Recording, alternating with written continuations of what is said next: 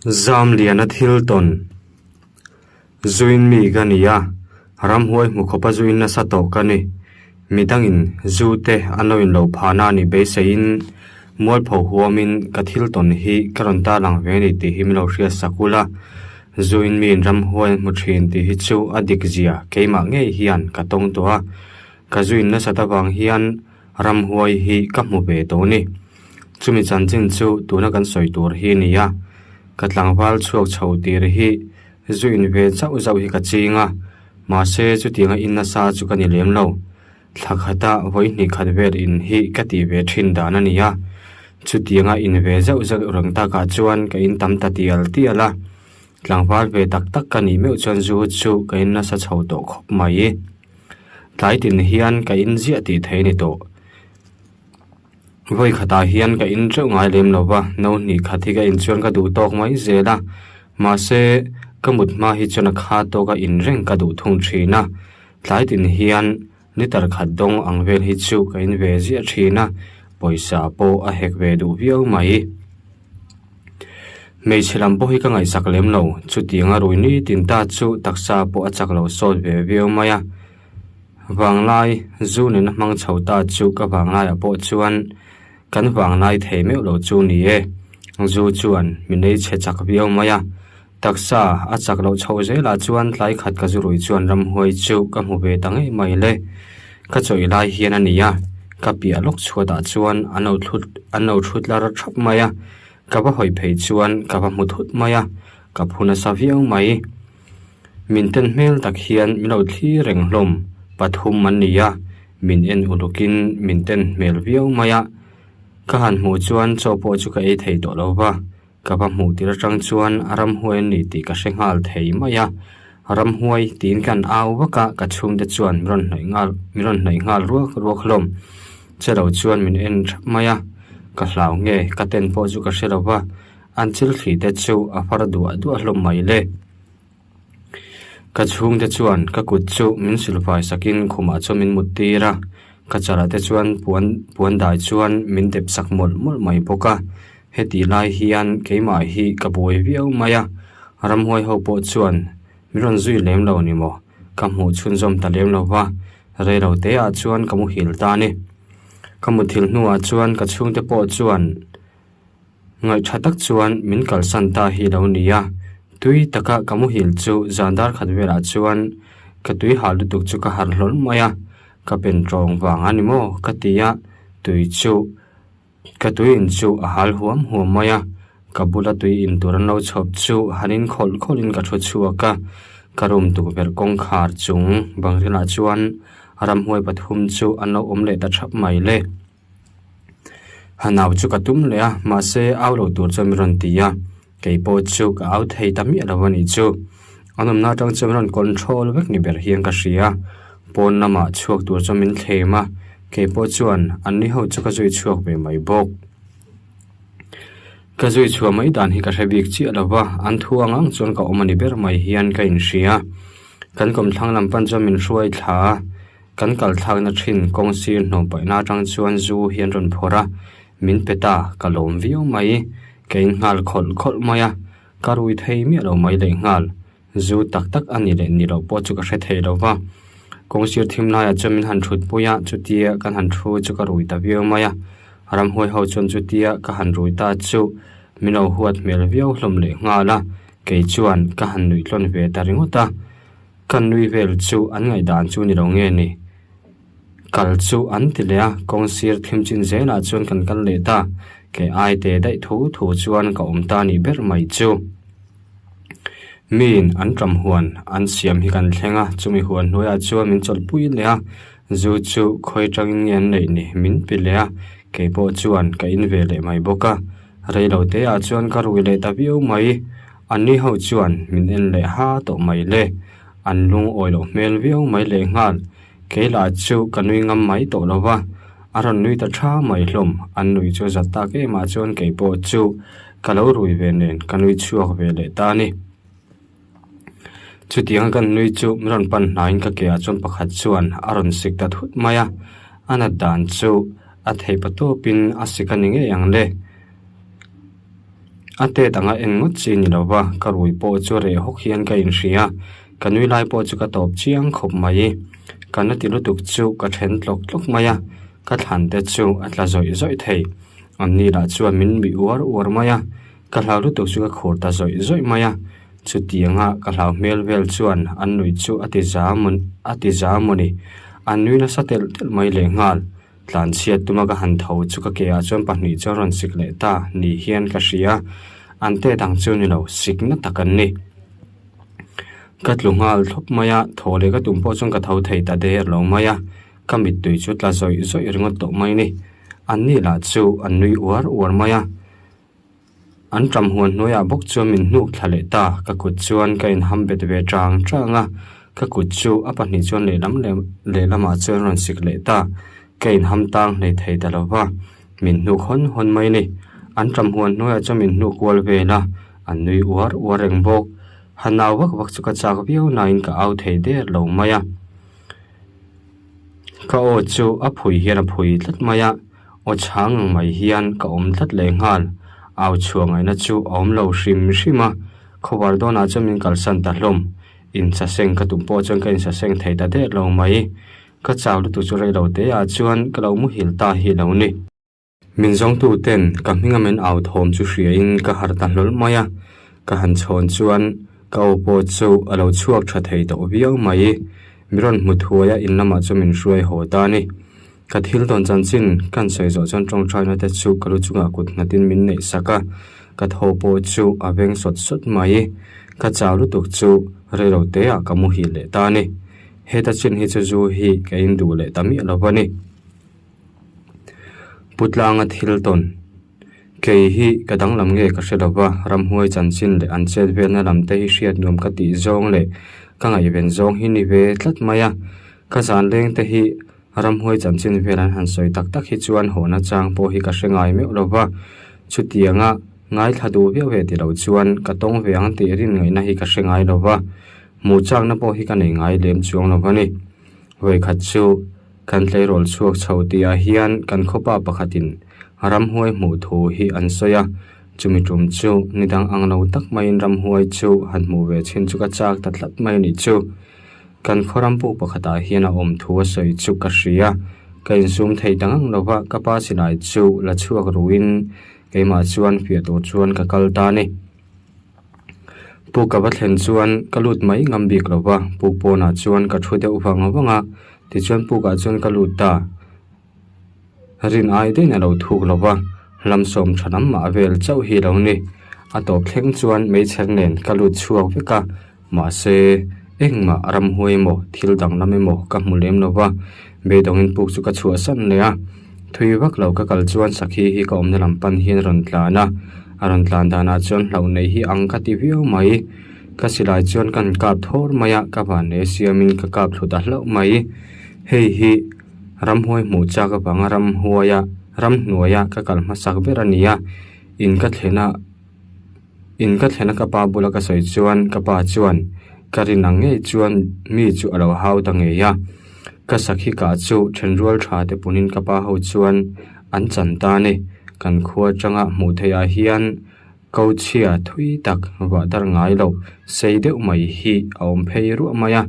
chang mai cher chi hi anin zui du zel maya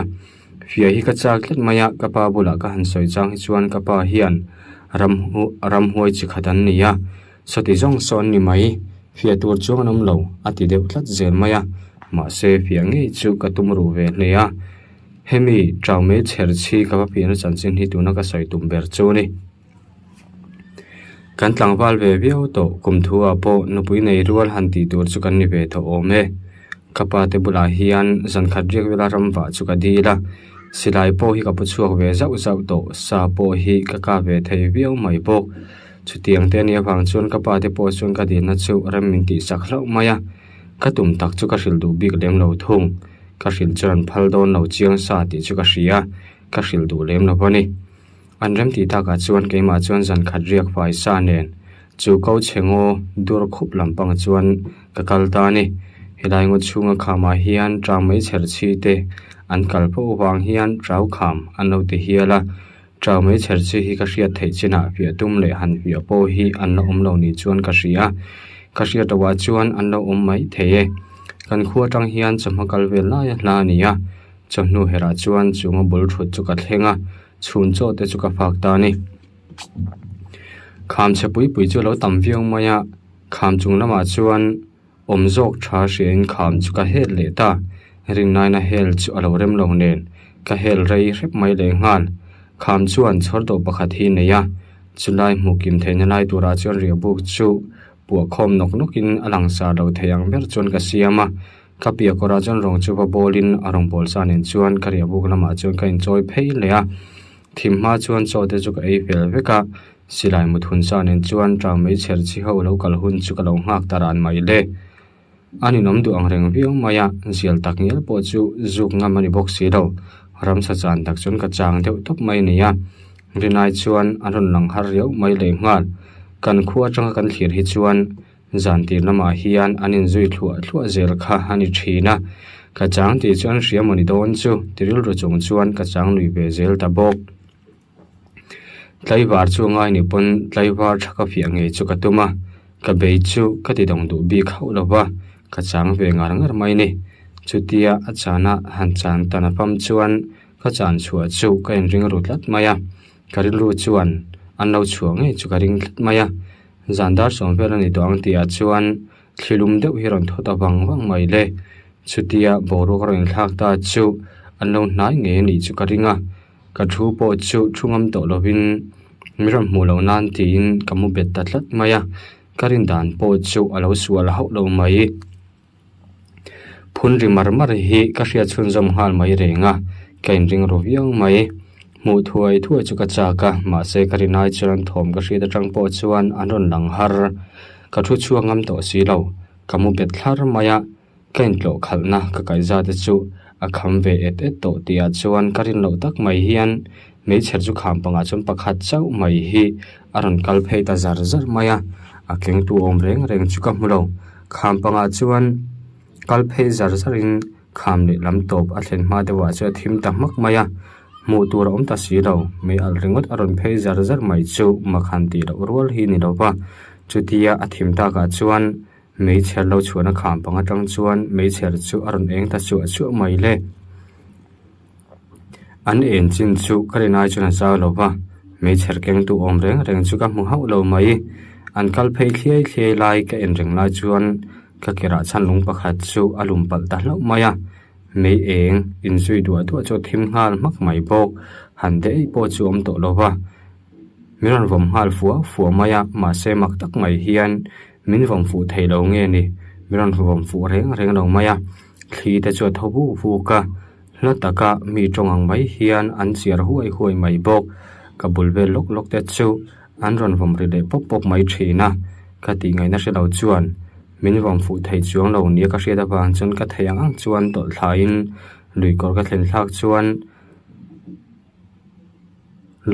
thlen thlak chuan kor lu vel chu ka zo chho tanga rangara miran vom to lem no nai nan thom chu ka la hre theya ka kal chho tak zela chuan an thom po chu ka hre phak ta lawa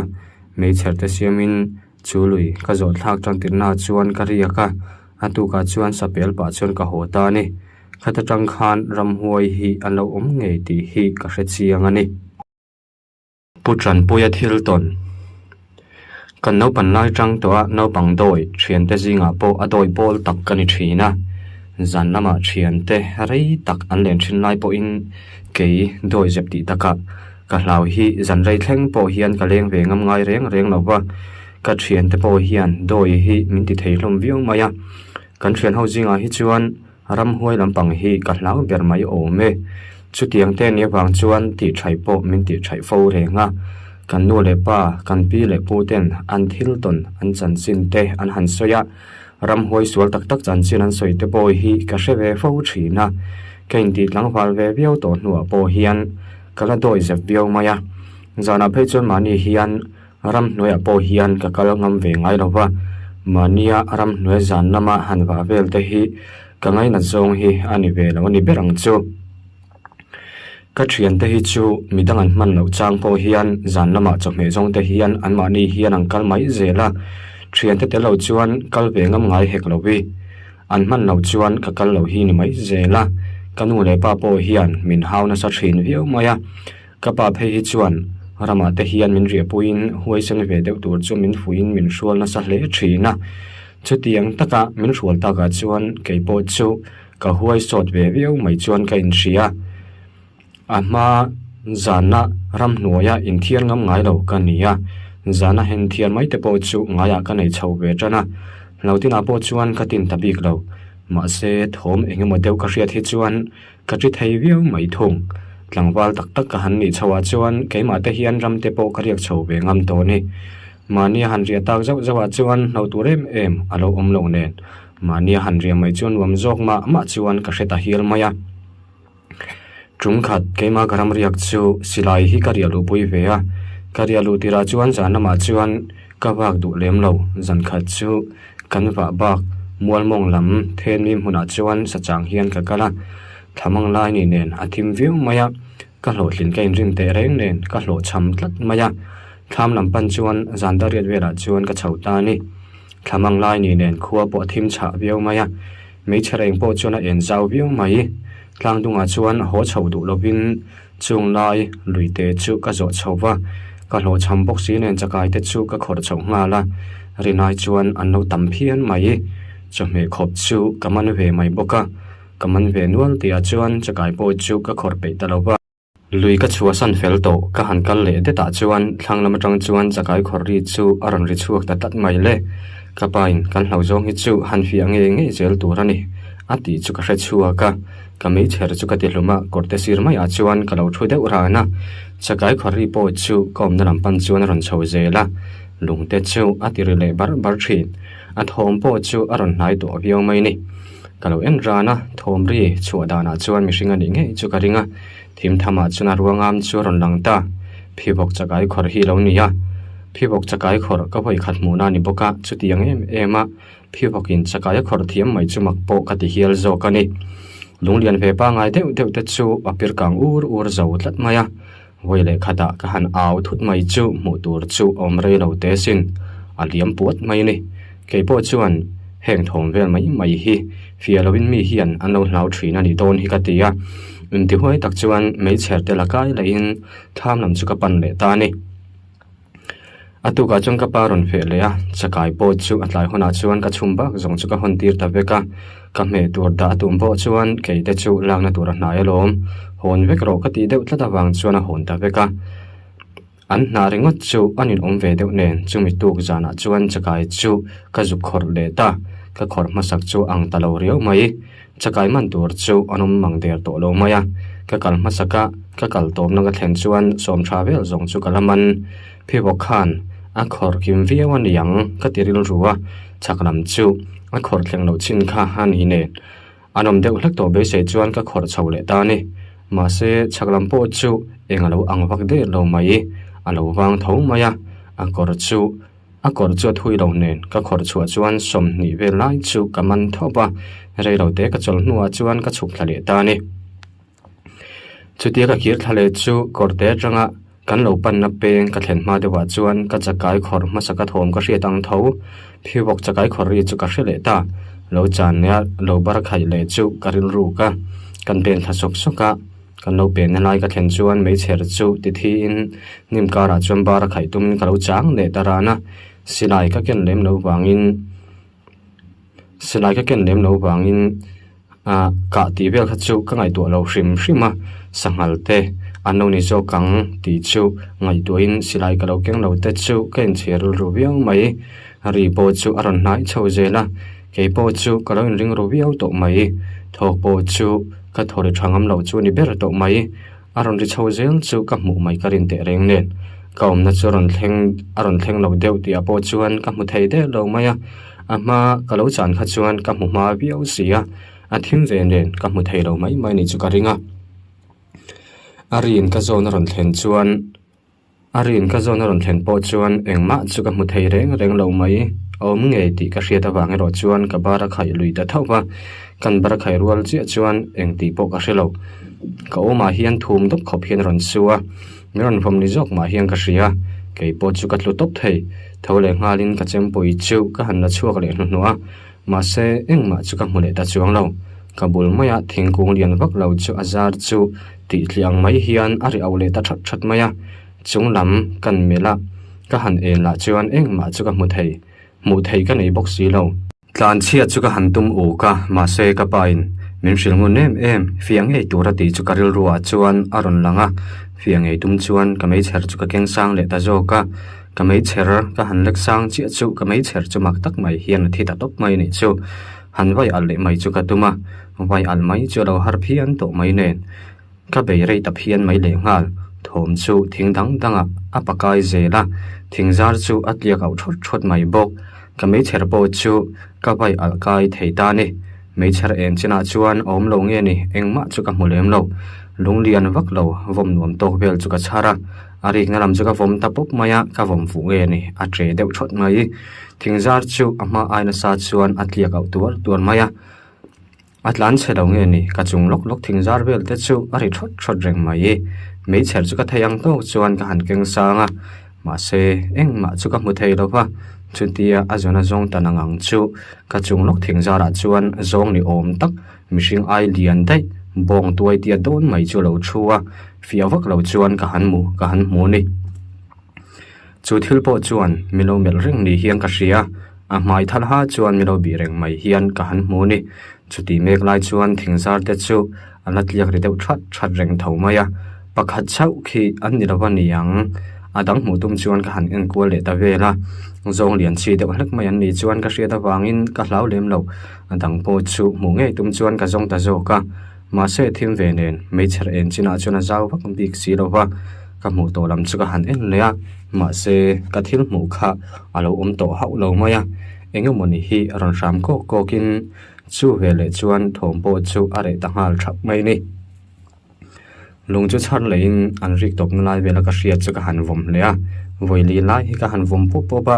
lung ka char ka han ding char le chi chu ka hnung lama tang chuan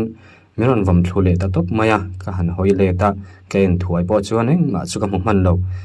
ka mei cher chu ka vothi lek leka ka han vai al thale thuaya mei chera han al thale chu en china chuan ama ka thil mu nge mai chu lo ding run mai mi lo en reng maya zong mo ka ti kha zong alo ni hau lo mai kala hriat ngai hau lo mel chiale mel rap thak zat mai hi lo ni ya alu chu ram saluang mai hian ki ni om takte lo om fur mai amala chu alian thaviu mai le ngal a moi chu awai sung maya a thler noi mai ken reng lai chuan aron tre thut maya ka ba han phuna sa te renge ka hlau tatlat mai le ngal kan lo lam chu ka pan ta wanga lo ka chuan milon ni mo vaw thing vel te chu ari le that maya ka ngai bel zok ti po ni ma na le ka hlau na chu anasa sot le maya chak zok chuan tham lam chu ka pan ta nga la tham po chu ka thleng chho rang khop mai tham ka thlen chuan kan vaw lam chu kan hoya ma se zan khothim noya chuan ka mu phak hau lo mai nam thak chu khar le ngalin kamu ta nga la atu ka chuan ka pa po choran ve le ta ka pa bula chuan ka thil mu chu ka han soya ka pa chuan eng dang ani lo chu ram huai nge an ni don chu ram huai te hi an du ang hian anin siam dang lam theya ma se khoi fu thei hi an lo tlang pui thung chu ti rual chuan na hi chu an hre the ni ge yang thi te po an thi ve the ni o me han lo tur chu anom hau lo ngam takati chuan min tingam reng lo wani an mani lau tu te hi chu an zuam viau mai zela nia tin min rila chu ta tang chuan kan lo kora chuan zan lama chakai khor chung ka kal du ta lo wa chu ka thil ton pakhat chu lo ka thil ton pakhat han soi lang ve le ka du ni kan kholama hian side luang mual hi oma chu mual mong lama chuan puk lian le zau takhi oma a zau ema bangina minga po puk pui kan ti mai thina ramwa karam riak te po hi chu pu ka chuan an riak fau thina ni keni po ramwa kin kan kal ve a pu puyan ti nge ya chuan ka riak ve ni mi chuan an lo tlo kha deu to nge ni chhol le mol tang ro bel chu pu in tran tir na la ya chuan a lo tla nok ve ni maya ma se puk chung deu na kan han lo chu lu la yang mai hin a lo fai leo mai thung kan thleng ma vak lo nen tu ma aram vak ro chuan puk lo tran tir na lai ve la na le mol tang ro tla khom te chu kan thian fa ya kan then phai zo nuwa chuan nuam kan ti viau mai buk ngak tur kal ve mai kan ya wang chuan meite chemin erong te chu ka bol ngal sok soka kan ria tum na chu kangai na lo viau maya rim te chu nei deuh thlat hian ka hria a thang deuh hur ni hian ka hre thin ramwa kan tam lo ne chome siam tur po chu om lo hle maya kal lama kan tumpulak te chu chumin chumi zan ria chu kan ting klavel mai maya zana chuan puk tu la chuan mi se anam lo nan tin mei pui chu lian vak lo hian chepin kan kil trai maya chutiang kan kil lai chuan po chung lama chuan engamoni hi ri vung mai thin khoimu han thlok ri vung hi ang viau na in a thomi ro khoimu mai chu ne lo ti hria tak mai hian a lian viau mai thunga ama kan titlang hle maya chutianga ari vung rol chuan engamoni hi ri chor mai bok mei cher kan siam sa chu lakain puk chung lam chu kan va en chianga puk cho thuk lem lo nen abang vel zong nen uluk taka kan han en nuwa po chuan chutiang thom ron chua tu om po chu kan mu hau lo mai pon lama chuan thom chu aron chuak le ta puk chung hi anirwan yanga tin kan chuak le ta zoka thom chu re ta mak mai rei vak lo chu thom ngai chang chuan kan thu le a thom kan hriat mai lo wa chuan rei thu to lo chuan mu tur chuan kan in siama kan mu ta hlom ani chutiang kan mu chu kan mu hil rang viau mai hlom zan lai pe lang tia chuan enge moria bang chung ka har zuk maya are ring viau ani yang kan vai chuan kan harani rei po rial lo chuan thingza ro ron tlari dup ang chuan aron tlari le dup mai ni chu puk chung chu tlai lama karim hriat rim thang em ang chuan aron lu chil nga la keini ho po chu kan thau chuaka pon nama chuan kan chuaka mei pui chu alo rem vek to mei cher kengin kan han e na thingbung han tla om reng chu kan mulo mei pui chu chemal thain alen ma chuan chakrama tang chuan phang mir bo hi ron lum thla a thoma chuan len mel viau mai ma se min lum kan ni mo puk ko aron rik then chuan kan thlang lama chuan ari thlak chun jom le buan maya phang mir chu ron bodar chuain karin beng fai ngal mul mai hlom ampu in ron deng no chu van nei chu kanin titlang khop maya puka chuan kan han tan lut no le ta hlomani min han lum kan ta ka chuan kan tho hoi hlom maya mei pui lam chu kan pan phei le ta hlom mei pui kan thleng phei chau kan tia chuan thlang lama tang chuan ale zong hian phang mir bu chu ron lum chho le ni mo aron ri chho le buan maya thang nam chu kanin ngal thak maya kanum na lai ron thleng chho trep tia chuan dar ri su maya ari chum mai arim chu ama kan ria to rim chu anam le tarum ru mai le kan pasal thazui chuan aram hoi howan ni hi in chempui kha vala ula mei pui bula hian iding khomang u hatia kan chempui chu kan chu rang hlom khop mai a khom chuan kan ding khom chau tia chuan kan bul lok chu lunglian vak lo chuan aron voma kenri chuan himna zongin puk lama chuan kan tol lu ta kan tol lu nuwa po chuan alaron voma ma se aron vom rei ta lem lo mani puk lama chuan kan tom khom taria thoma han re chu tu ma han chu mai na chang ria kanom lova kan ngai chang thap mai ma se thli tho po chu om ta mai lova kan thlang am deuh ta ka chuan mei pui lama bok chuan kan chuk le ta hlum kanin phasan lo tlang khop maya khuwa po chu wa lek to atop nan an ti ni om tak hian enge moni hi anon thlo fuwa maya an mu thei de lo le ngal khuai lian tak hi anon thlok le fuwa thin ni ber hian ka ria an charang em mai bok puklama bok chuan kan tlan lut le a puka chuan khuwa chu kan ngak bara khobar rol vela chuan thom po chu re ve maya sapel na chi kan ngai lo wangin chumi tukla la chuan kan hole tangut mai ni ram huai katon hian kar khatvel ve chu ka khuwa sik zi ani rawlua donga thilton khokhom kan nia tang khan khozola hian kanum ta chara khatianga min khom hun lai khan no pang mai kan na nia khozol poi hi thingtlang ve tak mai anani thingtlang lama kan nia wangin sawa ve le ram kal ta hin wam kan ti thai ema kalpo kan kalna sa ve viau mai kan hanin ti tlang wal chwa chuan in lo hian khodanga te kan chuak thina kan khuwa khozola hian khang hun lai kha chuan khokhom te kan lo ni ne in lo na hi awang thei viau thina in lo na zunga khodang kai ta po hi anam ve nuk thina in lo de top tum phei chuan khodang kal hi an ti dan tlang pui ni thina he wang hian olen lai chuan tlangwal khaw chhunga awm pawh kan tlem viau thina sum lo wangin nun phung lo har sa ve bawk nen lo thlo te kan zo hi chuan tlem a awm thei deuh hlek ti lo hi chu in hlo tir hian kan chuak deuh tlang pui thina ni aizawl lama hian kan kalna sa deuh ber thina sangkha zakwa somriat pahnih kuma khan lo te kan thlo zo chu in hlo tur chuan aizawl lama ka kal ve le ta kapu te hi aizawla awman nia ani tang chuan na po ka thok ve maya thingtlang sei lian ram hnuai ngai na ti taka khang nai chuan aizawl po ram hnuai ala tam ve nen kapu te kom thlang kora chuan chep thang te ka kampa thina saba te po ka ve ru zau zau thin bok zingkar hun ol no kha nan chuan ka mang ve thina ni khati lai ka chuan ngot thata kha anan ringot maya saba le thelhei ti vel po kha an na tam viu mai kapu po thingtlang nama sei lian ti taka thelhei sa te chu lo ngai na ve nen chep thang te chu min siam sak bel sau sau zela ke lain kanwam ti zong taka lo nia chutia thang ena ka kal thin chu tlai kha chu thang ka en lai chuan khawumra min sen thaber bor hian tu ti riat lo hian miron vom na lam ne ka riat chu ka hoi ngal wata engma chu ka mulo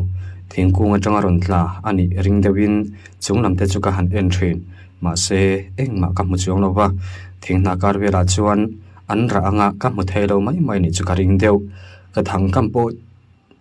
kam po chu ka en thak chun zum le tamaya sawa ka muang ang te chu ka per zo boka atlai deu ta ka chuan ka kir chho le ta ni ka kir chhawin ama khawum ra mino bom nia ka riat na nai ka thlen chho chuan lui kuang ko chung lama tang hian sawa ni om tak lian em mai heron thlok chuak ta thut maya sa chu pui pachal tiat ve lai hi chu ni ome ka thlang thing buka chuan thlok ri rum maya chu tiang sawa chu kala mu ngai om po ka hrelowa enge mo sawa lian tak kala mu ngai lawa ni chu ka ringa a thlo lu na thing buk chu ka sai ro kher chuan kan per zui le shama enge mo ni hi a tre thut maya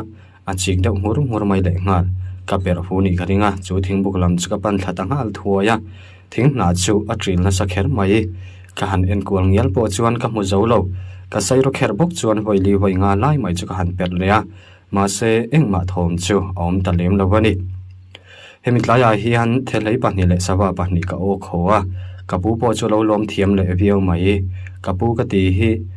kapa pa u nau pa nia kan han soi lang ve reng du ni ka thil mu te chu ka han sila washit te po an la om ve ni lo mo washit pa hi an dum zur maya I musual te po ni don chu anti maya washit hi chu ka mu ve po ba au te po ka lo ok to thin ma se ka mu kha chu washit an ni ang lo riu hiang ka ria ma se ka musual ni chu ka ring ve tho mai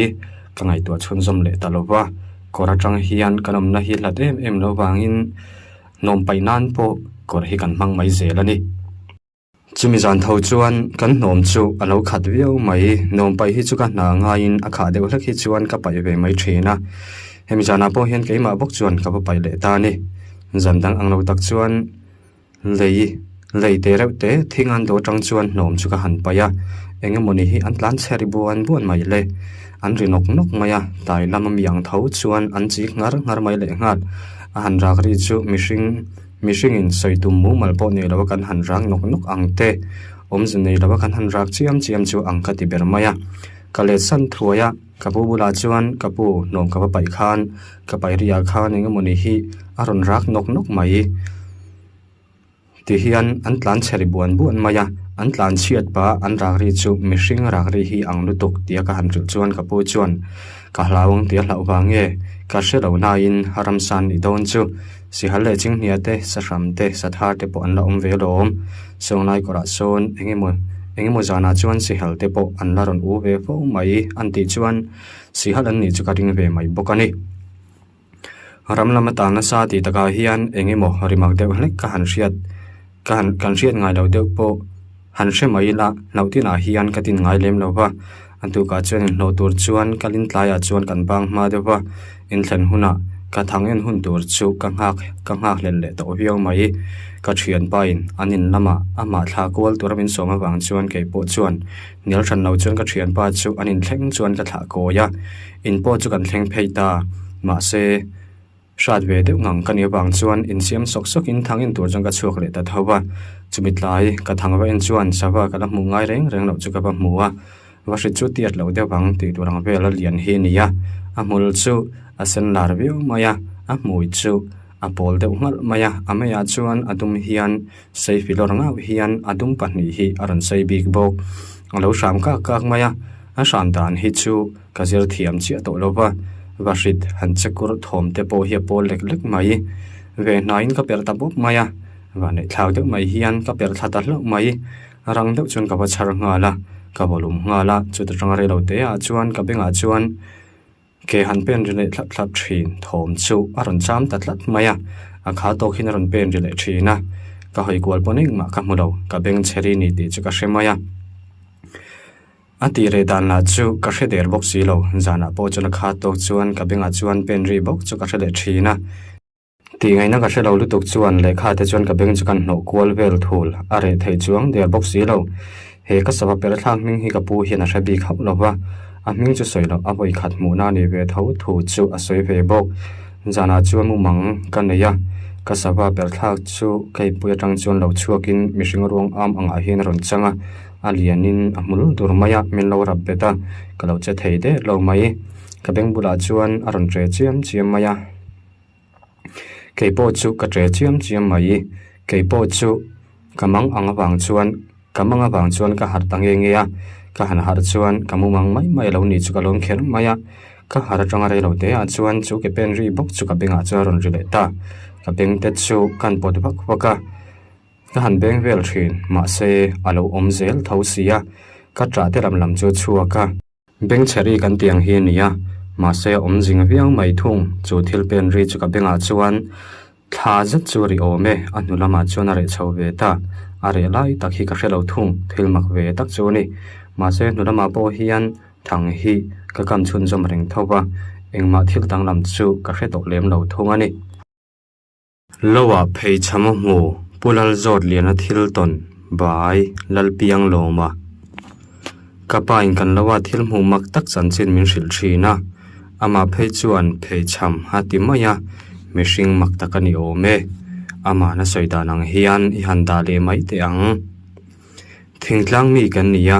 kutna thoka ei zong thin kan ni kolani chuak chiarin thile thau polin kan thoka kanei ve chok chok ani ber mai chum kha chu ni danga khati thin danin lo lama ka kal leya katluan puyem em thin ka silai ka kenga keima chawa kal kani bokalo po ka thleng ma viawani tlai lama ban ma dewa sachan ka duwa ka han bung po ka tang viau maya ka chol me ulova nu sam lak lai ngangania kan lo hi a har deuh bok nen ka tang mar viau chungin ka thlau zau rem lo khop maya tlai lam dar thum le achan ve vera chuan kan lo lu tangin mihring pian mang ang tak hi aron sot thla thau thau mai le wawrul zela chuan ron sota heng lai ram nuya patling chutia han so tak thau thau mai chutin kanui chu zalek lekani kanen chian deuh chuan phei cham an ti thin khaning in ka ria phei cham man chuan tholovin thil dil tur an ti te po ka hre chuaka phei cham lo ni ta khlovin aba nei thlau to ne mai tin man ngei tumin ka pan chhota ka chak wang lai ni boka lo lu lam pana ka tlan po chu ka tlan chak viawani ani chu min mu be ni om tak hian a sot chak tual tuala wai khatan sot kang chu pen nga lai tur hi ni ome kom na tang chuan hladewa ani la asot chak pok nen ka banang man talawani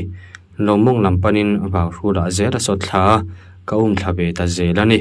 ka mu dana chuan bana nei lo ni mai hian ka muwa mishing kan han chuan ban phalawa chuan san chu har takani sia ani kha chu ban phar om reng reng ka hrelowa chu wangin ban bul ni maya ka ngai ni kan lo thlanga hian kham sang deuh taka oma chumi bula juk thlen chuan alo din mai ka ring ka juk thlen ve chuan ka hmuta mai lo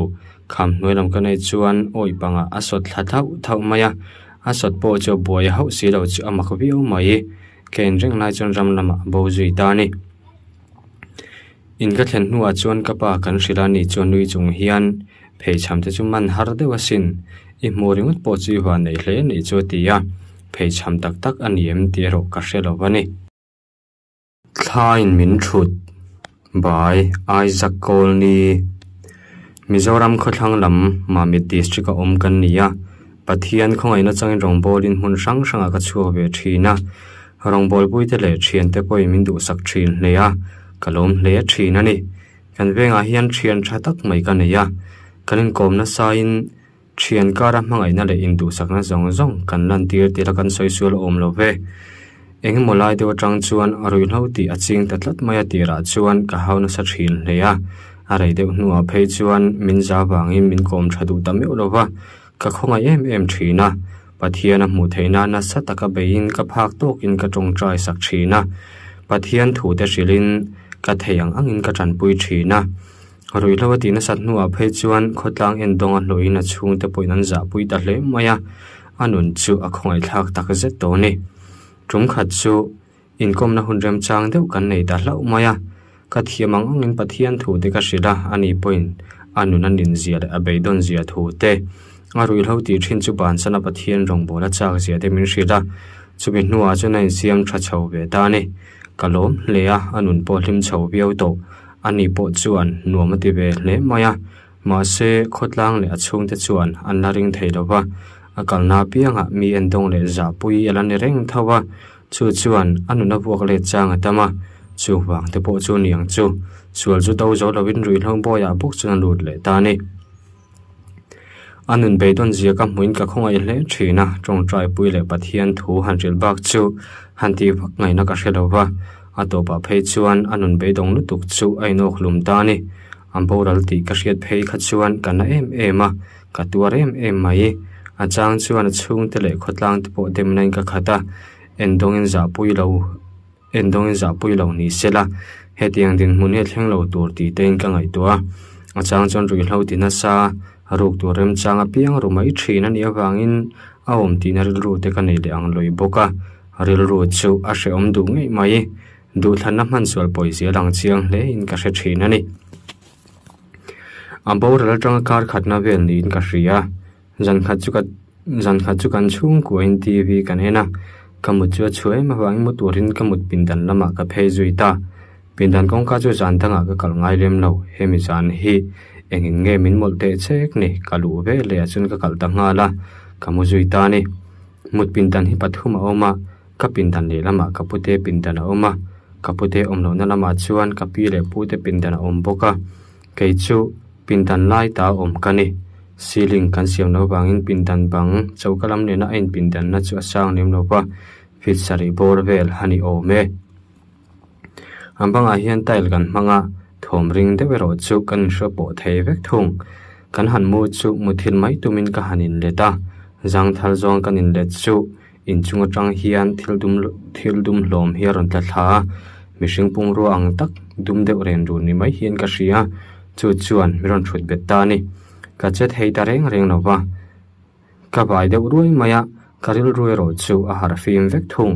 thok chu harem e mai boka au chuak ka tuma ka au chuak thei de lo le ngal kamenga min thut bet tu chu chiang de en ka tuma kamitla chu a bai ruai mai boxia piano de ruai mai hian ka thin pa mel chu ka mu theya ka lau ta hle mai khosik kan tlunang mai hian ka khor ta hlok maya karum ta dur mai bok karum ri chu kapute te chuan an lo hria niang chu miron kowa hane tur point ka ola chu ka chhuat thei der boxi ro ka thei to pin karum vak vaka an lo thowa pidon kong ka chu ron hon an tuma alawin kaltat boxia enge tinge irumi kaltata anti point ka chang thei si lo kapute chu pindan panga charon lon liama bang chu sang dewa ama la thau ve bok nen alon liam thei lok lowa anu pheikhok sang in miron boma ka chona ron phua ana zong po chiang takin ka hrebek thei banga chon ron lon liamin miron soi wak waka min del betu kha engtik lai nge kalbo ka hrelowa kan beng chu tu berlama hina chuak ni mai hian ka ba mu ni kapute chu ka ko muwa a mu be thei reng lowa kaum dan chu min zo ta kan soi chuan mai mi sial ni don chu min ti saka ma se ka hlo wang ka mit thla mai le mai mi sial ni turin kalamu hil si lawa ka thian pa boral ta khan miron to beng ni ngei ka ring ta ni puante min sin thatian nuwa chuan min mut san le ta keipo ka buai zui ta em lowa phei khoka min wom na kha alana venga wangin kanen chianga thu vak lo hin lo ka alo thi ve de ni mai katua ma chumi pem chu tun thleng hian la serani